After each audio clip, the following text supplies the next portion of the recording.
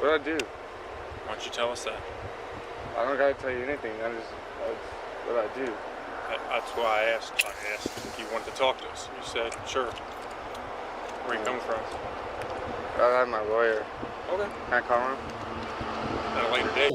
To be out there on the side of the highway on the interstate, middle of the night, surrounded, and he looked bewildered, almost surprised, although we know he knew he had an idea what was coming, given the fact that he fled so far from the house. To be surrounded by so many officers who were intrigued and questioning him about where he just came from, knowing darn well that he had just ran from that man's house and from this young girl that he was trying to hook up with.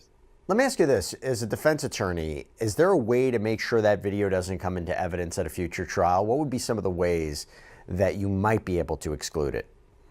Well, some of the things that you would hope to try to use to exclude or to prevent that video from being played at a trial is through your pretrial motions in limine.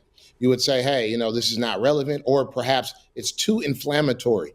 The video in and of itself has low relevancy or probability to prove anything of a crime. And instead, if a juror were to see it, they might just convict him simply because they could see him sitting there naked on the side of the highway, being put into the cop car, or the fact that he invokes his Fifth Amendment right to a lawyer.